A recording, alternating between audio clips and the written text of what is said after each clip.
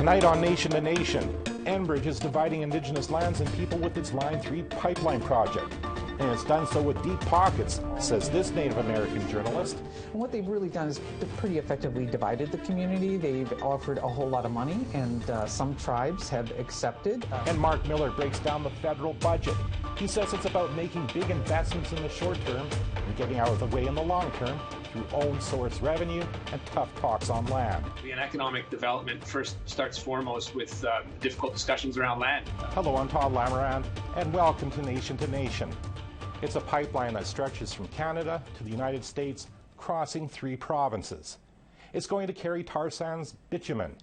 You may be thinking we're talking about the Keystone XL pipeline, but we're not. It's Enbridge's Line 3 replacement project. It will replace a line from Alberta through Saskatchewan and Manitoba before ending in Wisconsin at the mouth of Lake Superior. Opposition of the pipeline in Canada has been pretty quiet lately. But that isn't the case in the United States, where regular Native American-led protests have been happening. And here to talk about that is Mariannette Pember. She's a national correspondent with Indian Country Today. Welcome to Nation to Nation, Ms. Pember. Hi, Todd. Thanks for having me. You've written a lot about Line 3 and growing opposition in the United States. Why do you think it's getting more attention there as opposed to Canada right now? Well, that's a really good question. I mean, the folks on the ground there have been opposing Line 3 from the very start and have really done their due diligence, going to all of the citizen meetings. I mean, we're talking the past 10 years. You know, I think it's getting more attention for a number of reasons. You know, we have a president recently elected who is committed to addressing climate change, and we've really seen protests increase in numbers, and also, you know, like famous people. Jane Fonda recently went there. So I think it's getting more attention. How did Jane Fonda end up at a particular protest just a couple of months ago? You know, Winona LaDuke invited her, and she had just been vaccinated, apparently, and that was somewhat of the motivation for her feeling comfortable to travel. And she, you know, I think she was also involved during the Dakota Access pipeline protests in North Dakota, rather. And I think that this is an issue for her, is looking to reduce our carbon footprint, particularly through fossil fuel. You recently wrote a well-researched story on how the pipeline is dividing Indigenous lands and people, and you began with an Indigenous man walking away from his job. Why did he do that? You know, he felt, I think, that he couldn't reconcile it within himself, that, you know, he was very involved with traditional ways, and it really didn't feel in alignment with what he was doing. I mean, he was making good money, but yet, you know, he was in recovery, and he felt that traditional ways and respect for the earth and the water were the things that were sustaining him, and he just felt that it wasn't in alignment. He saw a lot of people who were opposing the pipeline on the ground, and they were people that he knew well, people that he was related to, and I think he just felt it was sort of a, you know, an epiphany for him, and he said he just felt he couldn't continue with that, and he needed to look elsewhere for a job. One of the first things President Joe Biden did when he was finally put into office was cancel the Keystone XL pipeline. But why not this project? Well, of course, there's a great deal of pressure for him to do so. I think there's a number of issues going on. One, of course, is labor.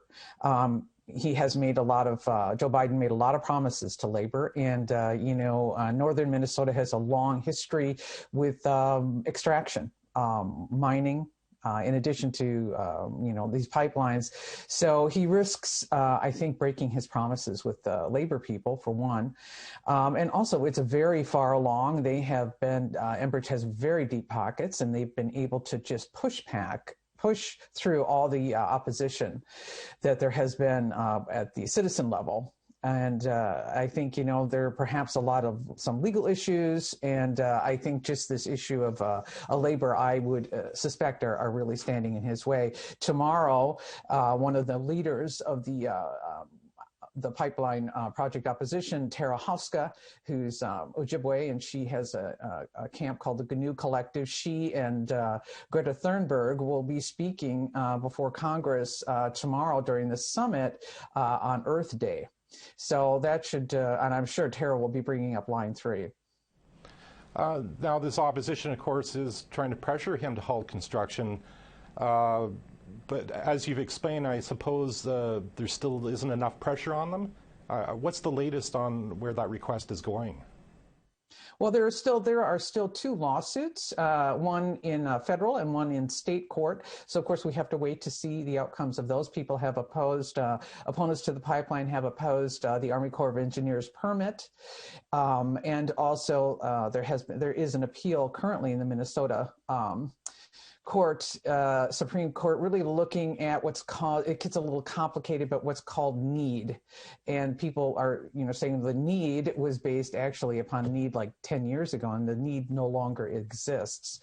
So Enbridge, has been able to push this forward pretty aggressively. So I think some were waiting for the outcome of these lawsuits. Although one wonders, by that time, one of the things that people did not achieve, the opponents, was a work stoppage while the courts were,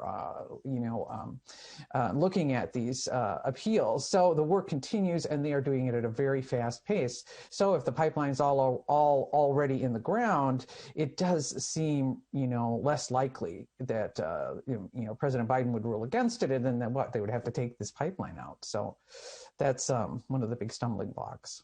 Now, you mentioned earlier Enbridge's deep pockets. Is that how they've avoided a similar conflict to what happened with the Dakota Access pipeline at Standing Rock in North Dakota a few years ago? Yes, and I think, they're very strategic. You would never see Enbridge, I think, using the sorts of tactics that Energy Transfer used at the Dakota Access pipeline water protector camps, like using these enormous water cannons against elders. You would never see that. They are far more strategic. They're using, strategies like these business strategies, such as corporate social responsibility. They really herald and uplift the work that they do with Indigenous peoples, but often, of course, it's spun very heavily from their perspective, and they really present this notion that all Native people are in support. And what they've really done is pretty effectively divided the community. They've offered a whole lot of money, and some tribes have accepted. For instance, the Fond du Lac tribe is allowing them to renew their lease and to put in another pipeline. The other thing that this is a very interesting point, a very important point, they are framing it, Enbridge is framing it as a quote-unquote replacement project. But this is a new pipeline. This is not, this is going to be replaced with a larger gauge pipeline, and it's also going somewhat of a different route. And the reason that they put that in is it has to be a larger gauge in order to transport this heavy tar sands oil.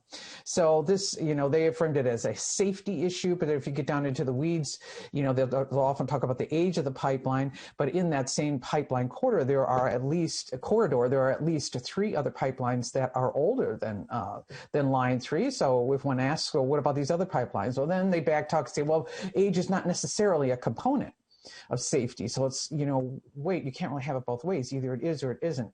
So they are very, very clever at messaging around this project.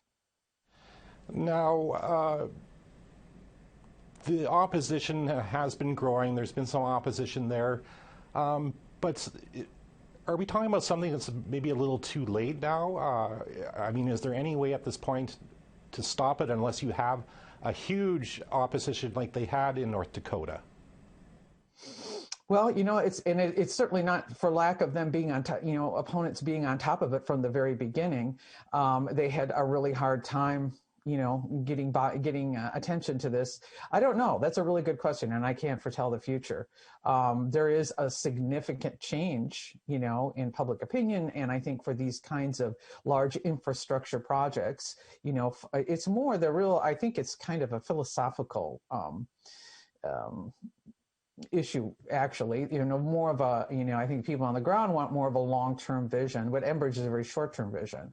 They want more immediate, income back. So, whether, certainly Biden could step in. Will he do so? I don't know. It's a really good question. Finally, what's it been like for you to work on these stories? Well, it's been kind of difficult. I am Ojibwe. I'm from one of the bands, not the ones that are directly affected, but I have some relatives, for instance, who live along Line 5, which is another, we could do another story about that. It's actually part of that same system, and they want to, quote unquote, do a replacement. So I have some cousins who no longer talk to me now, who do make a little extra money with Enbridge. Enbridge has been doing a good job of, they do a lot of contracting with people, and you can make a great deal of money for like a couple of days work. So some of those folks are a little bit upset with me for asking some difficult questions, but that kind of comes with the territory.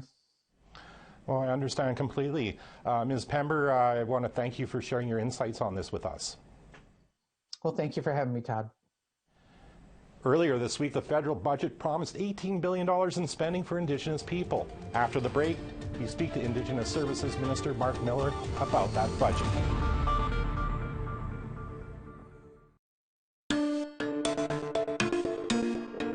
Welcome back. Earlier this week, Deputy Prime Minister Chrystia Freeland tabled her first federal budget. It promised more money for Indigenous people than any other in history. We will invest more than $18 billion to further narrow gaps between Indigenous and non-Indigenous peoples, to support healthy, safe, and prosperous Indigenous communities, and to advance reconciliation with First Nations, Inuit, and the Métis Nation. 2/3 of that $18 billion would go towards basic necessities like water, housing, and health care. The three major national Indigenous organizations praised the spending plan, but it has its critics too. The Indigenous population is growing faster than any other in Canada, and the funding needs are growing with it. To discuss the budget, I'm joined by Indigenous Services Minister Marc Miller.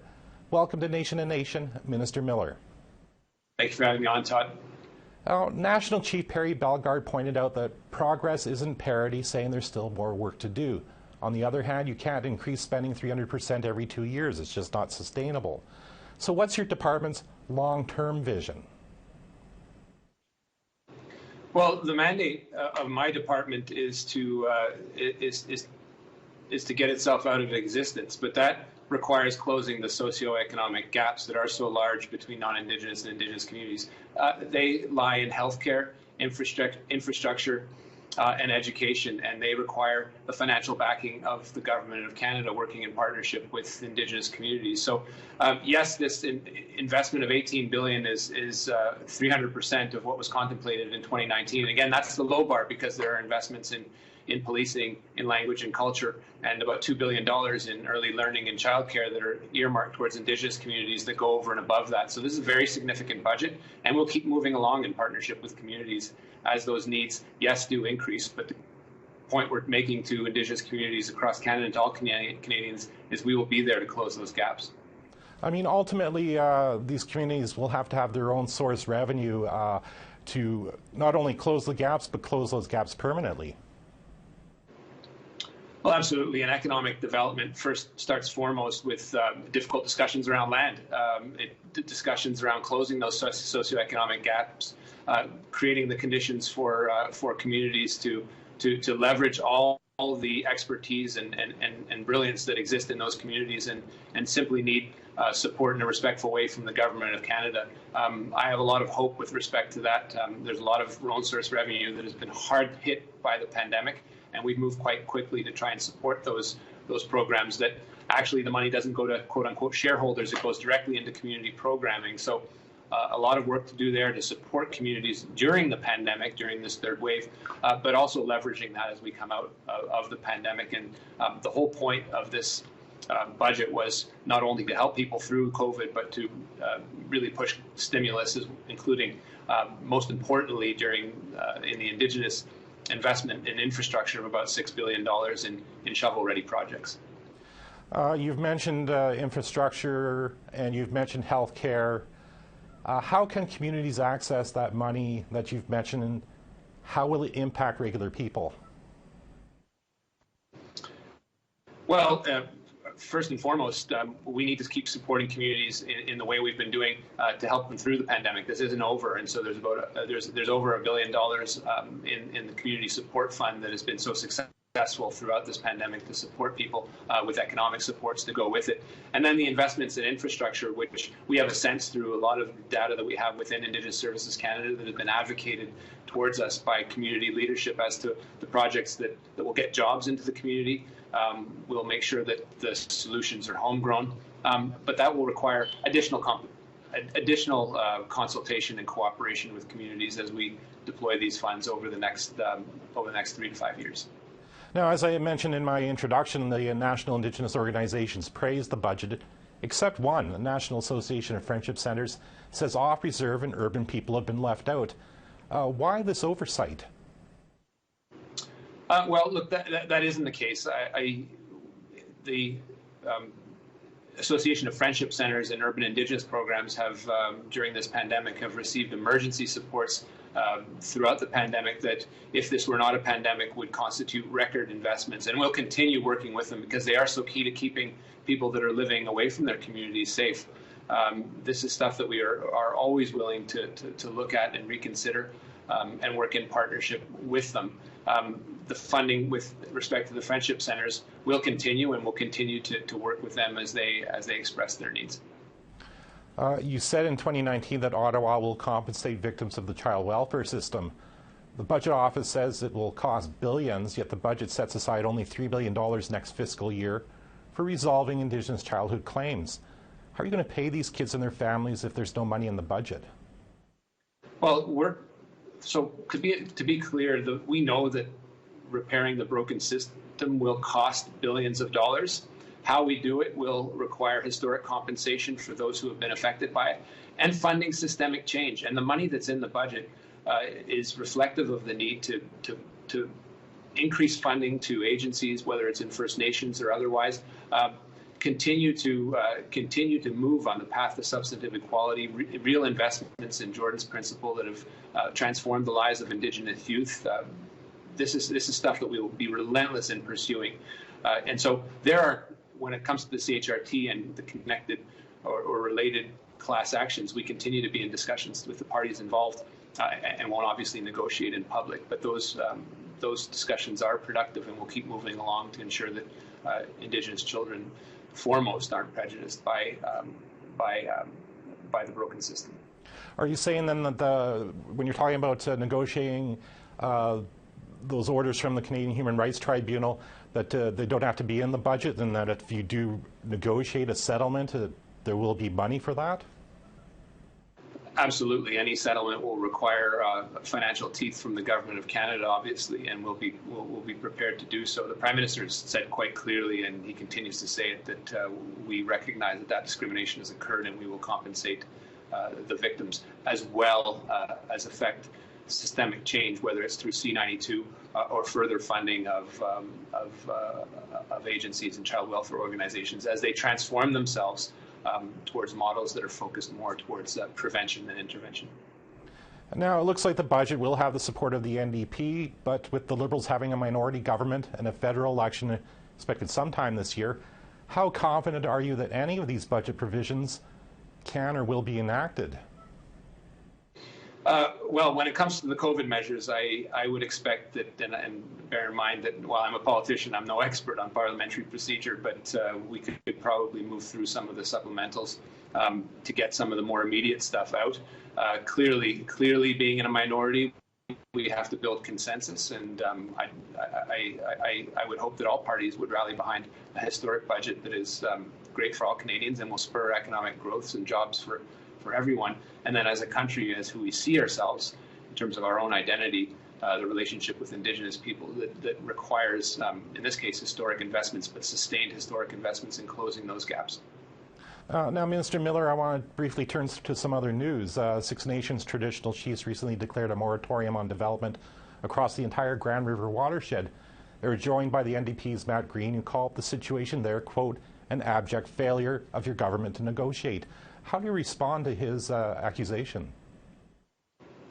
Well, he's certainly entitled to his opinion. It's an opinion that I don't share.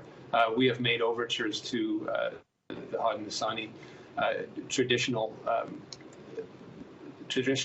groups in Six Nations, and we are working with them on a meeting So far, we have not been invited because there are some issues to work out. In-person meetings are very difficult and indeed can be quite dangerous in a COVID era. And so doing so virtually, while it does present challenges, is something that Minister Bennett and I would be very open to. I am in regular contact with advocates, whether it's directly some of the people at Landback Lane, or whether it's with members of the Haudenosaunee External Relations Committee. We do speak, we do communicate views, but so far an official invitation from the Confederacy in Six Nations has not been extended. For a variety of reasons that we respect. And when we are properly invited, Minister Bennett and I will attend, obviously mindful of the third wave that is devastating Ontario right now. Finally, Minister Miller, 2 weeks ago on Nation to Nation, we looked at racism in your bureaucracy and in Crown Indigenous relations. A statement from your office said it's under review. Who's doing that review, and why should Indigenous employees have any faith in this process? For them to be subject to racism or the effects of systemic racism is entirely unacceptable. It's something that Minister Bennett and I have highlighted to our deputy ministers, as well as the clerk. This is part and parcel of any democracy, is to have an independent civil service. So the daily workings of hirings and firings at Indigenous Services Canada are under the responsibility, rightly so, of my Deputy Minister, Christiane Fox, and she has appointed Associate Deputy Minister Valerie Gideon to work on a number of the issues that need to be addressed to address systemic racism in Indigenous Services Canada, with a parallel process at Crown Indigenous Relations Canada.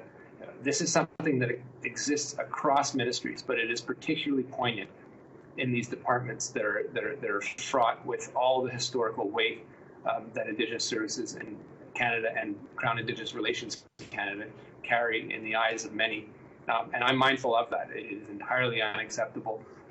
It's perhaps easy or expedient to fire people that don't behave in a fashion or that behave in a racist fashion. But when we talk about systemic racism, it's the effect and the colonial legacy that we are dealing with, and a much longer path to resolve those. And so I get approached sometimes anonymously by very courageous people that are speaking up on behalf of their peoples about what they see at Indigenous Services Canada.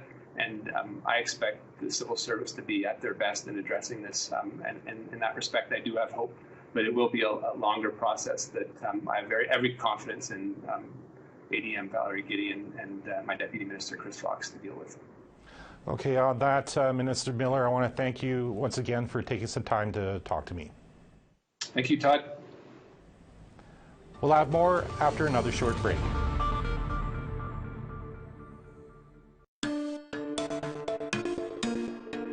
That's our show for this week. Next week, we'll focus on the Peters First Nation in British Columbia over the issue of just who is a citizen of the band. Chief and Council refuses to acknowledge those who've gotten their citizenship through Bill C-31. As well, we hope to speak to Annie Blake. She's the new NDP MLA in the Yukon. Blake literally won the election by having her name drawn out of a box. I'm Todd Lamarand. Thanks for watching, and here's hoping you're keeping safe and staying healthy.